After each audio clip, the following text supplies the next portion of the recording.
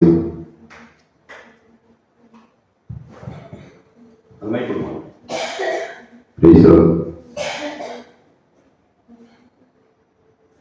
On చేసుకో.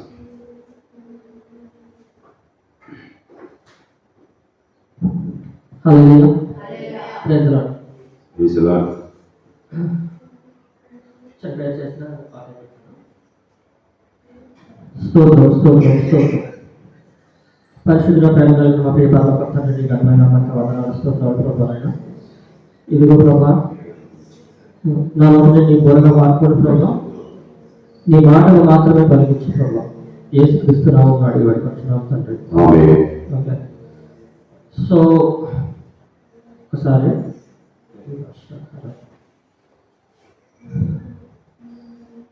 సంఖ్యాకాండము 13వ అధ్యాయం 27వ వచనం. సంఖ్యాకాండం 13వ అధ్యాయం 27వ వచనం. 13:27. ఓకే. తమిళ சொல்லுமா சரியா?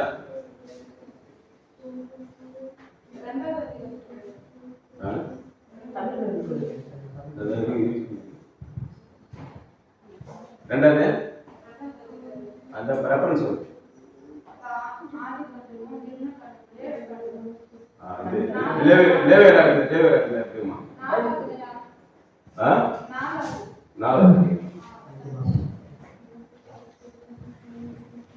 విశ్వాసం,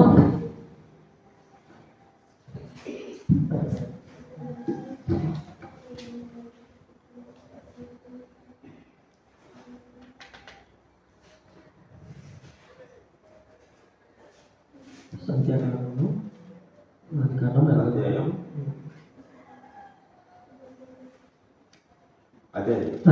13:27. 13:27. 13:27 లేరా? చదువుతారా?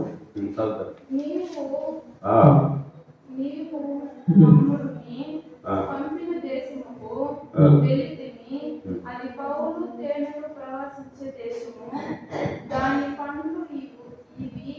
అయితే ఆ దేశంలో నివాసించిన జనులు బలవంతులు వారి పట్టణములో ప్రకారముగా అవి మిగిలి గొప్పవి. మరియు అక్కడ అనేకులకు చూచి అమెరికాలో దక్షిణ దేశంలో నివాసించుచున్నారు. సిథిలియలో, కేపు సియోనులో, అమెరికాలో కొండ దేశంలో నివసించుతున్నారు. ఒక నిమిషం. దేవుడైన యెహోవా ఆ పాలు తేనెలు ప్రవహించే దేశాన్ని మీకు ఇస్తాను అని చెప్పినప్పుడు ఒక 12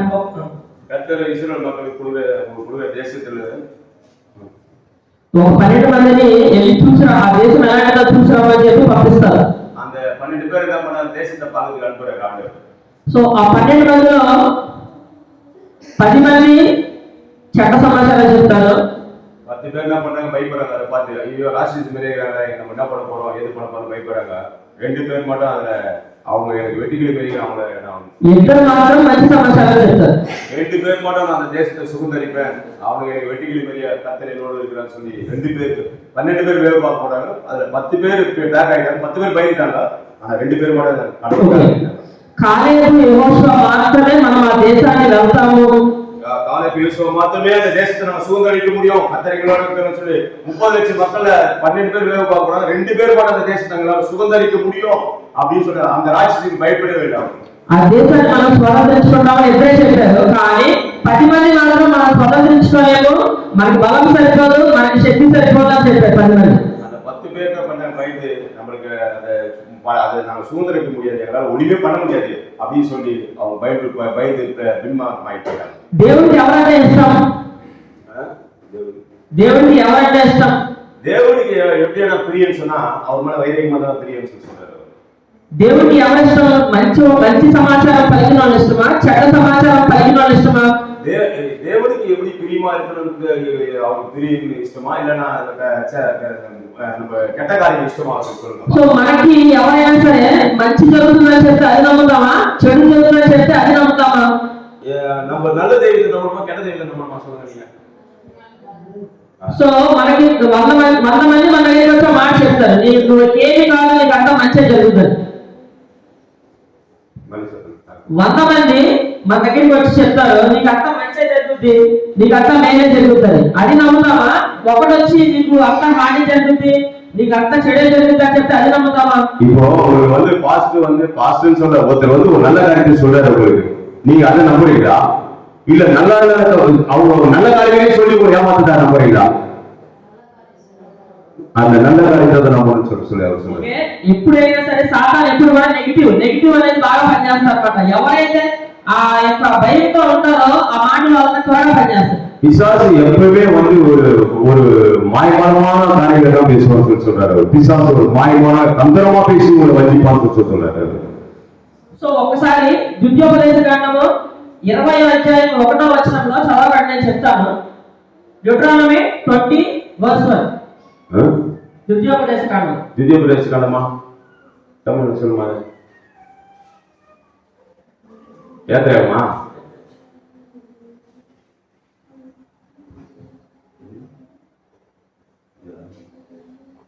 என்ன ஆகுமா? என்ன ஆகும்? ద్వితీయోపదేశ కాండము 20వ అధ్యాయం 1.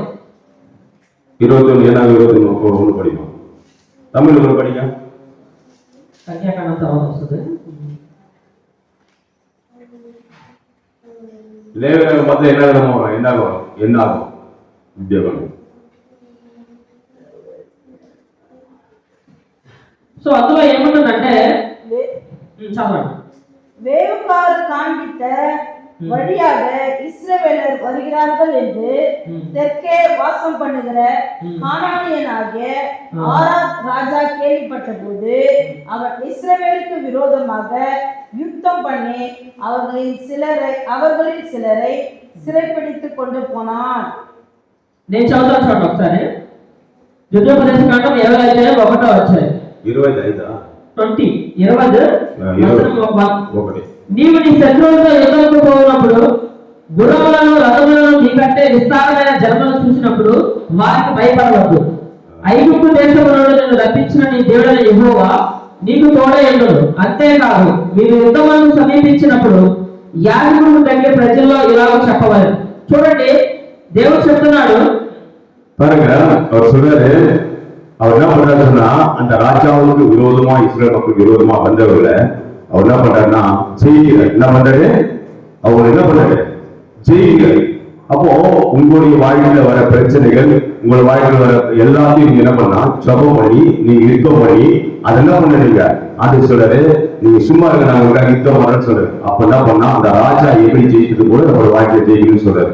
యుద్ధానికి వెళ్ళేటప్పుడు నువ్వు శత్రువుని చూడొద్దు. அவர் என்ன சொல்றாருன்னா உன் சத்ருவை பார்க்காத, శత్రువు యొక్క బలం చూడొద్దు, அவனுடைய பலத்தை பார்க்காத, ఎన్ని గుర్రాలు ఉన్నాయో అన్ని గుర్రాలు లెక్కపెట్టద్దు, அவன் எவ்வளவு குதிரை வச்சிருக்கான் அதை நீ பார்க்காத. నువ్వు ఒక్కనే చూడాలి, అది దేవుడు మాత్రమే. நீ ஒரு காலம் மட்டும் பாரு, அது ஆண்டவர் மாத்திரம் பாருன்னு சொல்றேன். నీ శ్రమలు నీ కష్టాలు ఎప్పుడైతే నువ్వు చూస్తావో உன்னுடைய கஷ்டம் உன்னுடைய பிரச்சனை எல்லாம் நான் பார்த்துக்கிறேன். నువ్వు మునిగిపోవడం ప్రారంభిస్తావు. మునిగిపోవడం ప్రారంభిస్తావు. அவங்க அப்படியே அவங்க இது டம் போட்டு மூடுற மாதிரி அவங்க பண்ணிடுன்னு சொல்றேன். எதிராளி சத்துருகளை పేతురు యేసుక్రీస్తుని చూసినప్పుడు నీటిపైన నడిచాడు. பேதுரு சொல்றாரு, ஆண்டவர் வந்து நீ தண்ணி மேல கடல் மேல நடந்து வான்னு சொன்னா அவரு தண்ணியில நடந்து வந்தாரு. సో మనం దేవుని చూసినంత కాలం కూడా ఏ శత్రువు కూడా మనం కొట్టలేడు.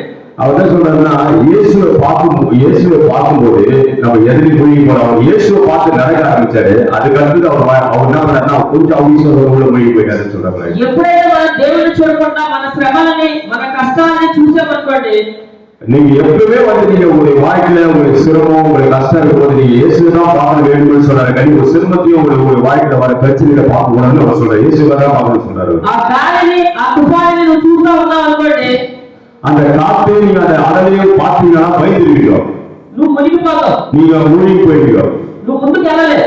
நீ அந்த சுனாமி வரும், அந்த சுனாமி போல குடும்பத்துல பிரச்சனை வரும், அந்த சூறாவளி போல வரும். அதை நீங்க பார்க்க கூடாது, அதுலயும் நீங்க கடந்து பயணம் பண்ண வேண்டும் சொல்றாரு. ముందుకు వెళ్ళాలి అంటే విశ్వాసంతో దేవుని మాత్రమే నువ్వు చూడాలి. உங்களுக்கு விசுவாசத்தை உங்களுக்கு முன்னாடி இயேசு இருப்பாருன்னு அவர் வெளிப்படுத்துறாரு. ఇక్కడ 10 మంది మాత్రము మనం వెళ్ళలేము, ఆ దేశాన్ని స్వాగతించుకోలేమని చెప్పారు. அவர் சொல்றாரு போங்க அந்த பாலத்தீனத்து ஓடுற தேசத்துல போய் பாத்துக்குவாங்க, நீ போ அதுல போய் இருக்கு போறீங்கன்னு சொல்றேன். அவன் என்ன பண்ணல, அவன் பேக் ஆகிட்டான், போல நாங்க போக மாட்டோம், எங்க ராஜ்யம் நாங்க போக மாட்டோம், பயந்துட்டாங்க அவங்களை பார்த்து. ఇద్దరు మాత్రమే మంచి సమాచారం చెప్పారు. 2 பேர் சொன்னாங்க நாங்க எங்க தேசத்தை சுதந்திரிப்போம், அவன் ராஜ்யத்து மேல நான் வெடியில் மேலே விட அவனை நான் சுதந்திரிப்போம் சொல்லி தைரியமா சொல்றாங்க. నువ్వు ఏ పరిస్థితిలో ఉన్నావో ఆ పరిస్థితిలో చూడొద్దు. நீங்க எந்த பிரச்சனைகள் அந்த பிரச்சனைகளை பார்க்க கூடாதுன்னு சொல்றாரு அவரு. సో నీ బాధలు నీ కష్టాలను చూడొద్దు. நீ இருக்கிற பிரச்சனை உன் கண்ணீர் உன் வேதனை இந்த மாதிரி வேதனை நீ பார்க்கணும், நீ பார்க்க வேண்டியது ஒருவர் இயேசுவை பார்க்க வேண்டும் சொல்றாரு. వాగ్దానం చేసిన దేవుడు నమ్మదగినవాడు. உங்களுக்கு வாக்குத்தத்தம் கொடுத்த ஆண்டு ஒரு வாக்குத்தத்தம் கொடுத்த உங்களை வழிநடத்த வல்லவர் சொல்றாரு.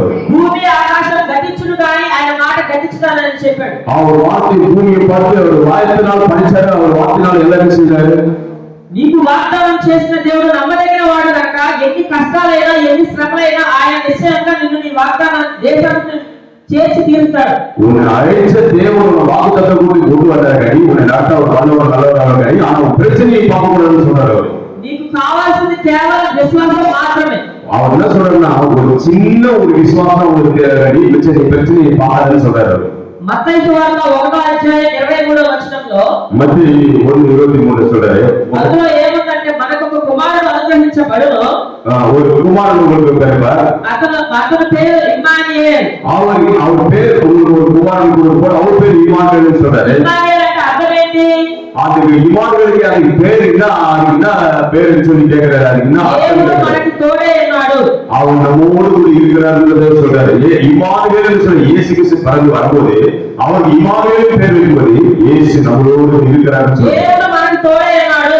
எப்போது இம்மானுவேல் என்ற பேருக்கு அவர் இயேசு நம்மளோடு இருக்கிறார்னு சொல்றாரு. దేవుడు మనకి తోడే ఉంటే మనకి విరోధి ఎవరు, మనకి శత్రువు ఎవరు? இயேசு நம்ம கூட இருக்கிற மனுஷன் நமக்கு என்ன செய்வான், யார் சத்துரு யார் பிரச்சனை, இயேசு நம்ம கூட இருக்கிற நமக்கு என்ன நடக்கும், ஒண்ணுமே நடக்காதுன்னு சொல்றாரு. నీ ముందు ఎంత పెద్ద గొలియాతు ఉన్నా, உங்களுக்கு முன்னாடி எப்படிப்பட்ட பெலிஸ்தர் நின்னாலும் சரி, ఎంత పెద్ద శత్రువు ఉన్నా, எவ்வளவு பேர் உங்களுக்கு சத்துரு நின்னாலும் சரி, ఇదిగో దావీదు లాగా இப்ப தாவீது மாதிரிగా ఈ సున్నతులేని ఫిలిష్తీయులను ఏం చేయగలడు? இப்ப இந்த பெலிஸ்தரை கர்த்தரை கையில கொடுக்க போறாரு, ఒన్ను பண்ண முடியாது. ஒண்ணும் பண்ண முடியாது சொல்றாரு. கர்த்தர் கூட ஒண்ணும் பண்ண முடியாதுன்னு சொல்றாரு. నువ్వు నీ శక్తితోనే బలంగా నువ్వు వస్తున్నావు. உன்னுடைய சக்தியை கொண்டு உன்னுடைய பலத்தை கொண்டு நீ இல்லையா எல்லாத்தையும் தோல்வியா இருப்பேன்னு சொல்றாரு. నేను మాత్రం நான் மாத்திரம் சொல்றேன், నిజ దేవుడే యెహోవా పేరిట వస్తున్నాను. அவர் சத்தியமான தேவனை குறித்து நான் உங்களிடத்தில் நான் வருகிறேன். நீ விரிஸ்த சேதம் என்றால் நான் சத்தியமான தேவனை குறித்து நான் உங்களிடத்தில் வருகிறேன். నువ్వు బలాన్ని చూడొద్దు. நீ சத்துருடைய பலத்தை நீ பார்க்காத, அவனுடைய பலத்தை நீ பார்க்காத. దావీదు చిన్న బాలుడు, தாவீது சின்ன கூலமா இருக்கிறார். గొలియాతు పెద్ద జైంట్. அவர் ஒரு 7 அடி 8 அடி இருக்கிறார், கோலியத் 7 அடி 8 அடி இருக்கிறார். భయపడవా? அவர் பார்த்து அவர் பயப்படல. ఎందుకు భయపడాలి? இயேசு என்னோடு கூட இருக்கிறார், நான் பயப்பட மாட்டேன். கர்த்தர் என்னோடு கூட இருக்கிறார், எதுக்கு பயப்படணும்? గొలియాతు కన్నా బలవంతుడు నీలో ఉన్నాడు. கோலியத்தோட பலம் வந்து எனக்கு இருக்குது. గొలియాతు కన్నా బలవంతుడు నాలో ఉన్నాడు. கோலியத்தோட 1000 மடங்கு பலம் எனக்குள்ள இருக்குது, கர்த்தரோட பலம் எனக்குள்ள இருக்குது. కీర్తన గ్రంథం 2వ అధ్యాయం 8వ వచనంలో దేవుడే చెప్తున్నాడు. இதுல சொல்ற சங்கீதத்துல 2 2వ అధ్యాయం 8. சங்கீதத்துல 2:5 சொல்றாருங்க. కీర్తనలు 2:8. సంగీతం తెలుగు சொல்லுமா. அப்பொழுது அவர் தமது கோபத்திலே அவரோடு பேசி தமது உக்கிரத்திலே அவரை கலங்க பண்ணுவார். తెలుగు వాసన నేను చదువుతాను. కీర్తనలు 2:8 చదువుతాను చూడండి. నన్ను అడుగుము, జనమును నీ స్వాస్థ్యము గాను, భూమి దిగంతంలో సొత్తుగాను నీకు ఇచ్చేదను. నన్ను అడుగుము. அதான் சொல்றேன், என்னைக்கு இந்த பூமி கரையாதமான வீட்டுகளை முன்னெடுக்க கூட நான் சத்துருவை முன்னெடி பண்றேன்னு சொல்றாரு. నీకేది కావాలో నన్ను అడుగు. நீ என்ன ஓடுற சொல்றேன், என்ன கேள்வி சொல்றாரு. மனுஷனை நம்பாத, உன் பலத்தை நம்பாத, உன் சுயத்தை நம்பாத. ఏం నీకు ఇస్తాను? நான் உங்களுக்கு தரேன்னு சொல்றாரு. నీ శక్తి చేత నవ్వు. உன்னுடைய சத்தியம் நம்பாத, உன்னுடைய பலத்தை நம்பாத, உன்னுடைய சுய முயற்சியை நம்பாத. నీ బలం సరిపోదు. நீ பலத்துக்கு வேலைக்கு ஆவாது சொல்ற, உன் வேலைக்கு வேலைக்கு ஆவாது சொல்றாரு. ఎప్పుడైతే నీ పూర్ణ శరీరంతో దేవుని నమ్ముతావో, நீ எப்படா இயேசுவை நம்புறியோ నువ్వు నిశ్చయంగా ఆయన నిన్ను ఆ దేశంలోకి తీసుకెళ్లి ప్రతి వాగ్దానాన్ని నెరవేరుస్తాడు. நீ அவரை நம்பும்போது அந்த தேசத்தை நீ சுகந்தரித்து கர்த்தர் வல்லவரும் நல்லவருமா இருப்பார். యేసుక్రీస్తు ద్వారా ஆண்டவர் இயேசு கிறிஸ்து மூலமா మనకి ఎప్పుడు కూడా ఆయన విజయం అనుగ్రహిస్తాడు. நம்ம எப்பவுமே நமக்கு ஆண்டவருடைய கிருபை நம்ம போதிருக்குன்னு சொல்றாரு. సో థామస్ లాగా, యేసుక్రీస్తు శిష్యుడు థామస్ లాగా, తోమా లాగా இவரு தோமாவை பார்த்து சொல்றாரு, డౌట్పడద్దు. நீ நீ வந்து நம்ம சந்தேகப்படாதான்னு சொல்லி தோமா பார்த்து சொல்றாரு, நீ என்னை சந்தேகப்பட. அவன் என்ன சொல்றாரு, உன் விளையாட நான் கையை போட்டு பாவம் சொல்லப்போ நீ என்னை சந்தேகப்படாத தோமான்னு சொல்றாரு. அந்த இயேசு దేవుడు మన నిజంగానే తీసుకెళ్తాడా? దేవుడు మన నిజంగానే చెప్పింది చేస్తాడని డౌట్పడద్దు. அப்ப அவர் என்ன சொல்றா, இயேசு கிறிஸ்து எனக்கு உண்மையா செய்வாரா செய்வானாங்கிறத நீ என்ன பண்ணாத, டவுட் பண்ணாத, டவுட் என்ன பண்ண, சந்தேகம் படாத. అందరూ చెప్పండి, ఎలా అని சொல்லுங்க. నేను ఎప్పుడు బలహీనున్నో అప్పుడే నేను బలవంతుడిని. சொல்லுங்க, நான் எப்போதெல்லாம் நான் பலவீனம் ஆனவனோ அப்பெல்லாம் நான் பலம் உள்ளவன்னு சொல்றாரு. நான் பலம் உள்ளவர். Let the weak say I am strong, let the poor say I am rich. ఎవరైతే బలహీనంగా ఉంటారో వాళ్ళని బలవంతులని చెప్పాలంట. நீ எப்போதெல்லாம் நீ பலவீனம் உள்ளவர்கள் சொல்லும்போது நான் பலம் உள்ளவன், நான் பலம் உள்ளவன் அப்படின்னு சொல்றாரு அவரு. ఆయన బలాన్ని నువ్వు తీసుకొని నువ్వు బలం పొందుకో. நீ பலம் உள்ளதுக்கு வேலைக்கு ஆகுது, இயேசு கிறிஸ்து பலத்தை நீ வாங்கிக்கணும்னு சொல்றாரு. విశ్వాసం లేకుండా దేవునికి ఇష్టమైన అసాధ్యం.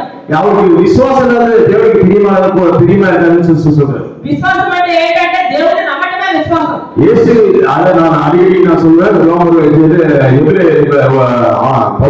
சொல்றேன், அவரை விசுவாசிக்கிற அவர் உண்டு, தேவனுக்கு அவர் பாலாளிக்கிறார் என்றும் அவரை நம்ப வேண்டும், அவர் விசுவாசிக்க வேண்டும் ఈ సొంత జ్ఞానంతో ఏది జయించలేవు. உங்க சொந்த விதமான காரியத்தில் ஒரு சொந்த முயற்சினாலே ஒரு சொந்த பலத்தினாலே நீ சாதிக்க முடியாதுன்றத உங்களுக்கு வெளிப்படுத்தி காட்டுறேன். ఒకసారి సామెతలు 3వ అధ్యాయం 7వ వచనం నేను చదువుతాను చూడండి. ஒரு சமயம் ரெண்டு சமயம் సామెతలు சாமிதல்மா సామెతలు 3వ అధ్యాయం 7వ వచనం నేను చదువుతాను చూడండి.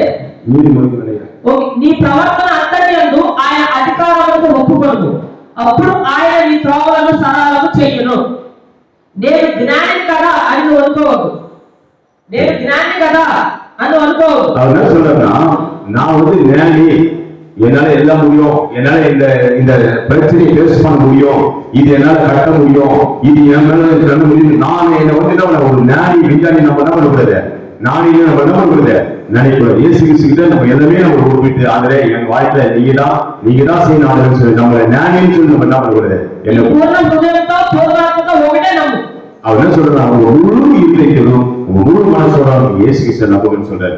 యేసుక్రీస్తును నువ్వు నమ్మి ఈ కొండని సముద్రంలో పడబెట్టని పక్కన ఆయన చెప్పాడు. அவர் என்ன சொல்றாருன்னா, நீங்க இயேசு கிறிஸ்து விசுவாசிக்கும் போது இந்த மலையை பார்த்து நீங்க மலையை போய் கடல்ல உள்ளு சொன்ன என்ன பண்ணுவாங்க, விழுமா. నీకు నమ్మకం ఉంటే చాలా జరుగుతుంది. என்ன சொல்றாருன்னா, உனக்கு அப்படிப்பட்ட நம்பிக்கையும் அப்படிப்பட்ட விசுவாசம் மழை போய் வேண்டாம் கூடாது, அப்படிப்பட்ட விசுவாசமும் அப்படிப்பட்ட நம்பிக்கை உங்களுக்கு என்ன பண்ணுமா இருக்கணும்னு சொல்றாரு. నీ అప్పులనే కొండ, నీ సమస్యలనే కొండ, என்ன சொல்றேன்னா, உன் பிரச்சனையே ஒரு மலை, உனக்கு இருக்கிற எல்லாமே உனக்கு மலையா இருக்குது. నీ అనారోగ్యమైన ఒక కొండ, அது நீ அனாரோக்கியமா இருக்குது, அது ஒரு மலைன்னு சொல்றது. அத்தை நீ ஃபர்ஸ்ட் காலி பண்ணி விசுவாசம் சொல்றாரு. నీ ప్రతి బలహీనత అనేది ఒక కొండ. அது உங்களுக்கு என்ன சொல்றதுன்னா, உங்களுடைய விசுவாசமே உங்களுடைய விசுவாசம் அதே ஒரு பலன் சொல்ற, அதான் ஒரு பலன் சொல்றாரு. సో ఎప్పుడైతే నువ్వు విశ్వాసంతో కలుగుతావో అది ఎలాంటి కొండైనా నీ జీవితంలో నుంచి బయటకు వెళ్ళిపోతుంది. அவர் என்ன சொல்றாருன்னா, நீ எப்பெல்லாம் விசுவாசமா இருக்கிறீங்களோ, விசுவாசமா பேசுறீங்களோ, அந்த மலை இறுகி போய் விழுன்னு சொல்றாரு. నమ్ముకునే వాళ్ళైతే నమ్మడానికి సమస్తము సాధ్యమే. அவர் என்ன சொல்றாருன்னா, விசுவாசி சமூகத்தில் எல்லாமே சகலமா நடக்கும்னு சொல்றாரு. ఇప్పుడు పాదుదేవుడు ప్రవహించే దేశానికి 10 మంది వెళ్ళారా, ఇద్దరు వెళ్ళారా? அவர் என்ன கேக்குறாருன்னா, பாரதேவ தேசத்துக்கு 2 பேர் போனாங்களா 10 பேர் போனாங்களா?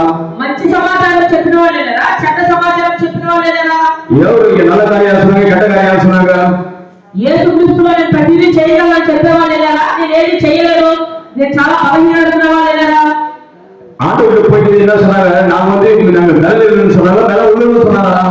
మనం బలం పొందుకున్నాము, మనం ఖచ్చితంగా విజయం పొందుకుంటాం అనుకున్న వాళ్ళు మాత్రమే అందులోకి ప్రవేశించగలిగారు. அவர் என்ன சொல்றாருன்னா, அதுல போய் 2 பேர் சொல்றாரு, இதை நாங்க பிரவேசிப்போம், இதை நாங்க இந்த ராஜ்யத்துல பெரிய விஷயமே கிடையாது, நாங்க கர்த்தர்கள் கொடுத்த தேசத்தை நம்ம சுதந்திரிப்போம் சொல்லி தைரியமா நாங்க இயேசுவாக 2 பேர் నమ్మాలి. నువ్వు నమ్మాలి, విశ్వాసం నువ్వు కలిగి నువ్వు జీవించాలి. அப்ப இயேசு கிறிஸ்துவை பார்த்து நீங்க என்ன பண்ணா நம்பணும். நம்மளுக்கு இன்னைக்கு ஒரு அவர் சொல்றது செட்ட காரியத்தை நம்புறாங்க, எல்லாத்தையும் நம்புறாங்கன்னா எல்லாம் நம்புறாங்க, மாலையை காட்டுறாங்க, கோட்டை காட்டுறாங்க, மத்த காட்டுறாங்க, சரியை காட்டுறாங்க, எல்லாத்தையும் நம்புறாங்க. ஆனா இயேசு கொடுத்த அந்த வாக்குத்தத்தத்தை என்ன பண்ண மாட்டாங்க, ஆண்டு கொடுத்த வார்த்தை என்ன பண்ண மாட்டீங்க, நம்ப மாட்டீங்க, கெட்ட காரியத்தை நம்புறீங்க. அப்போ அவங்க 2 பேர் சொன்னாங்க, 10 பேர் ஃபெயிலியர் ஆகிட்டாங்க, 10 பேர் நம்பிக்கை இழந்துட்டாங்க. அந்த 2 பேர் சொன்னாங்க, இந்த தேசத்தை நம்ம சுதந்திரிப்போம் கணக்கு கொடுத்தது. శారాకి గర్భమంతా పోయి ఎండిపోయింది మొత్తం. அவர் என்ன சொல்றாருன்னா சாராளுடைய கர்ப்பம் செத்து போயிடுச்சுன்றாரு. మరి తను నమ్మిందా నమ్మలేదా దేవుని? మరి సారా దేవుని నమ్మిందా నమ్మలేదా?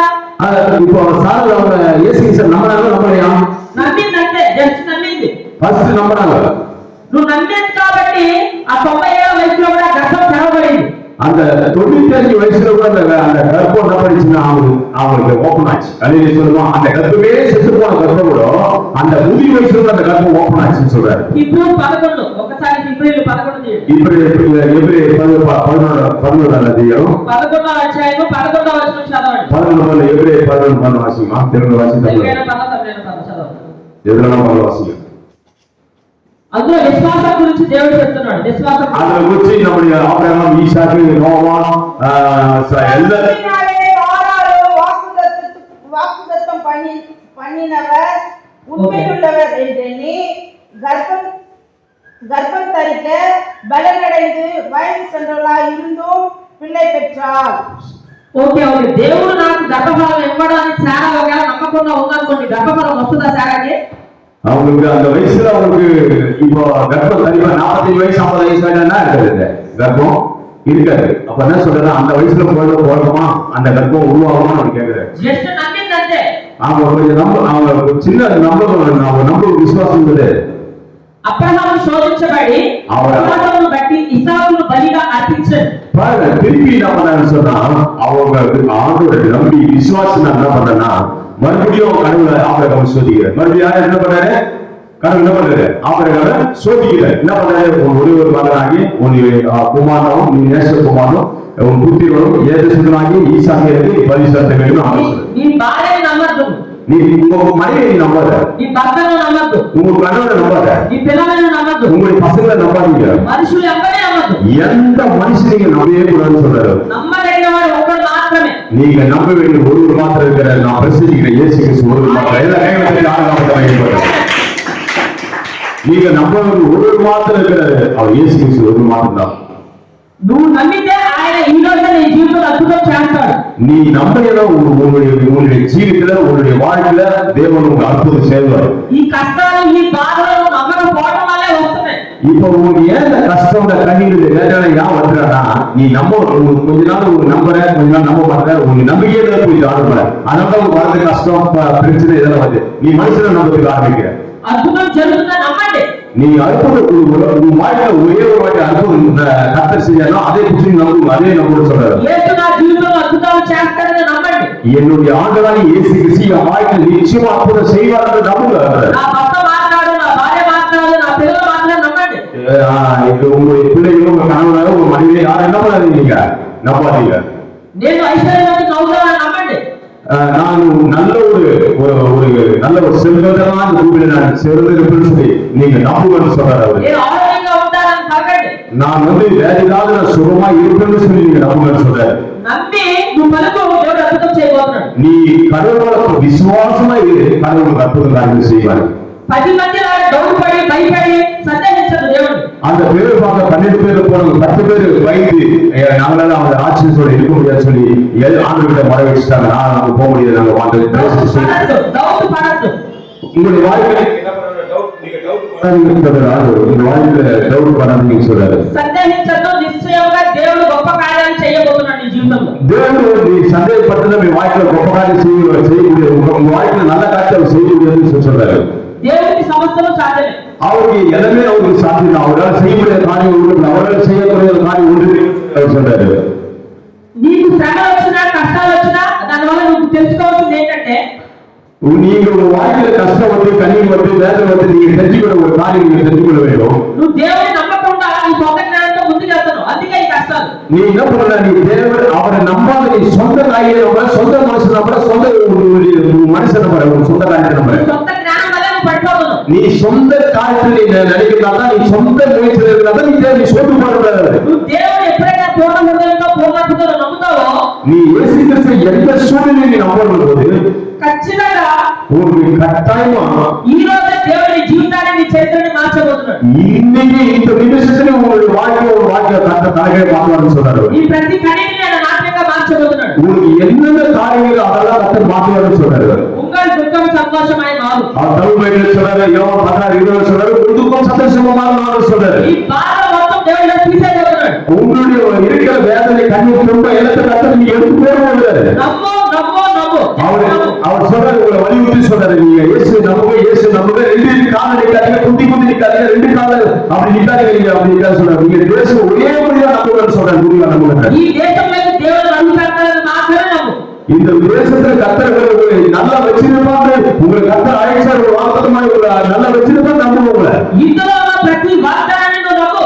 இது கொடுத்தவங்க எத்தனை வாக்குத்தத்தம் கர்த்தர் கொடுத்தாலும் பாஸ்டர் பேசுற, டிவில பேசுற, எத்தனை வாக்குத்தத்தம் அத்தனை வாக்குத்தத்தம் நம்புறாரு. నమ్మిన ప్రతి ఒక్కరిని ఆయన ప్రవేశింపజేస్తాడు వాగ్దాన దేశంలో.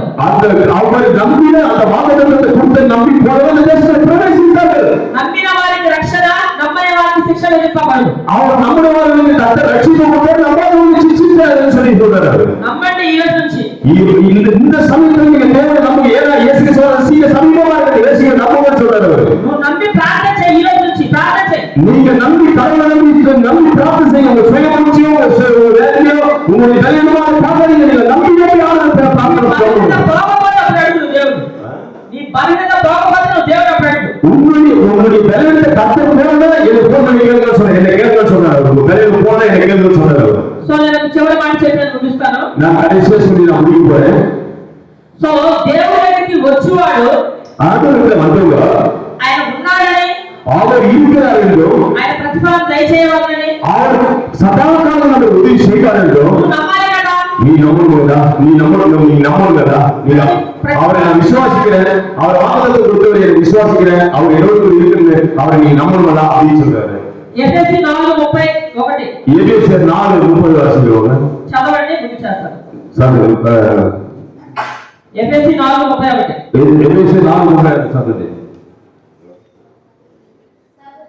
చదవండి. ఆ.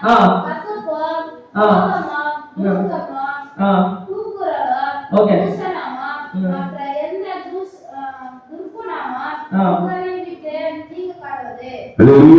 మళ్ళీ చదవండి. తెలుగు చదువుమా. మళ్ళీ అదే తమిళలో అయినా తెలుగులో చదవండి ఒకసారి.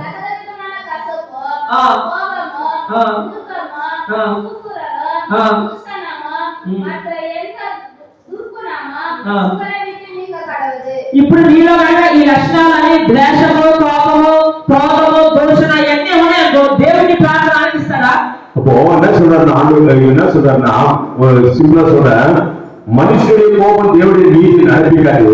அப்போ நம்மளுக்குள்ள இருக்கிற கசப்பு, வைராக்கியம், வஞ்சகம், பொறாமை, எரிச்சல் இதெல்லாம் இருந்தா நமக்கு நம்ம ஆசீர்வதிக்கப்பட முடியாது. నువ్వు ఆ ద్వేషం పెట్టుకొని ప్రార్థన చేస్తే మరి ప్రార్థన నెరవేరుతుందా? இன்னைக்கு இப்படிப்பட்ட காரியங்களை உள்ள வச்சு நீங்க பிரார்த்தனை நீங்க ஜெபம் பண்ணும்போது இந்த ஜெபம் தேவனுடைய சமூகத்துல கேட்குமா? నువ్వు దేవుడి సన్నిధికి వచ్చినప్పుడు, நீ இயேசு கிறிஸ்துவின் சர்ச்சைக்கு வரும்போது నీలో ఉన్న ద్వేషము, కోపము, క్రోధము మొత్తం పోవాలి. உங்களுக்கு பாவம், சாபம், எல்லாமே உங்களுக்கு போகும். దూషించడము, శపించడము, వాళ్ళని తిట్టడము, బూతులు మాట్లాడటం, చెడ్డ మాటలు పలకడం అన్ని పోవాలి. அவன் சொல்றேன்னா கெட்ட வார்த்தையோ தூசிக்கிறதோ சபிக்கிறதோ நம்ம வாயில என்ன பண்ணக்கூடாது, வரக்கூடாதுன்னு சொல்லி అది దేవుడికి అసహ్యం, నచ్చవు దేవుడికి. அவருக்கு தேவனுக்கு இந்த படி தூசிக்கிறது, பொறாமை, எரிச்சல், இந்த கோபம் இதெல்லாம் கடவுளுக்கு பிடிக்காது. கடவுளோட இருக்க மாட்டேன்னு சொல்றாரு. నువ్వు అలా ఉండి ప్రార్థన చేస్తే నీ ప్రార్థన ఆలకించడం చాలా చాలా కష్టం. அவர் என்ன சொல்றா, அப்படிப்பட்ட காரியங்கள் நம்மளுக்கு சொல்லி ஜெபம் பண்ணாலும் ஜெபம் கேட்கப்படாதுன்றாரு. నీ మనసు మార్చుకొని మంచి హృదయంతో, మంచి మనసుతో ప్రార్థన చేయి, దేవుడు ఖచ్చితంగా అద్భుతం చేస్తాడు. நீங்க நல்ல இருதயத்தோட, நல்ல மனசோட, நீங்க முழு இருதயத்தோட, முழு மனதோட, முழு ஆத்மோட, முழு சக்தியோட நீங்க தேவனுக்கு கூப்பிடுறது தேவன் உங்களுக்கு கொடுத்தாரு. ఆయనకి ఇష్టం లేని ఉంటే మొత్తం తీసేసుకొని లోంచి. ஆனா உங்களுக்கு அந்த அவருக்கு பிரியமில்லாத காரியத்தை எல்லாத்தையும் நீங்க வெளியே உதவி விட்டு அதை நீங்க எல்லாம் காயப்பட்டு நீங்க உள்ள வர வேண்டும். ఈ అవిశ్వాసం మొత్తం తీసే. உங்களுடைய அவிசுவாசத்தை எல்லாத்தையும் வெளியே அமுச்சு விடுங்கன்னு சொல்றாரு. దేవుడు అద్భుతం చేయబోతున్నాడు. அவர் கடவுள் நமக்கு அற்புதம் செய்து காத்து கொண்டிருக்கிறார் சொல்றாரு. దేవుడు మనందరినీ కూడా ఆయన వినికిడిలో దీవించును గాక. அவர் நம்ம இந்த உலகத்துல நம்ம జీవితంలో కథ நம்ம వాసం పడుతుంటారు. ఓకే, చిన్న ప్రేయర్ చేస్తాను. அவர் சின்ன ஒரு ప్రేయర్ பண்ணி முடிக்கிறேன்னு சொல்றாரு. పరిశుద్ధుడా ప్రేమ కలిగిన మా ప్రియ పరలోకపు తండ్రి, ఇదిగో ప్రభువా, విశ్వాసం లేకుండా నాకు ఇష్టడు కాలేడని ప్రభువా నువ్వు తెలియజేస్తూ ప్రభువా, ఈ రోజు ప్రభువా వింటున్న ప్రతి ఒక్కరూ ప్రభువా విశ్వాసాన్ని దయచేయమని ప్రార్థిస్తూ ప్రభా నీకు ఇష్టమైన కార్యాలు ప్రభా వాళ్ళలో ఏదైనా ఉన్నట్లయితే ప్రభా ఎటువంటి శరీరాశ నేత్రాశ జీవప్రభం బలమైన దుర్గాలు ఏదైనా ఉంటే ప్రభా ప్రతి దాటి ప్రభా మీరు తొలగించి తీసివేసి ప్రభా బిడ్డని ప్రభా ఈ రక్తం చేత కడిగి శుద్ధిని చేసి ప్రభా ప్రతి చీకటి కార్యాల నుంచి విముక్తి కలిగించి ప్రభా విన్న వాక్యాన్ని ప్రభా వాళ్ళ హృదయంలో విస్తరింపజేసి ప్రభా వాళ్ళకి కావాల్సిన విశ్వాసాన్ని దయచేసి ప్రభా ఈ బిడ్డలు దూరంగా ప్రభా మీరు కాపాడి రక్షించి జీవించాలని ప్రార్థిస్తూ ప్రభా ఈ యొక్క వాక్యాన్ని ఫలించి ప్రభా మీరు కట్టి చేయమని ప్రార్థిస్తూ ప్రభా యేసు క్రీస్తు నామములో అడిగి వేడుకొంచున్నాము తండ్రి.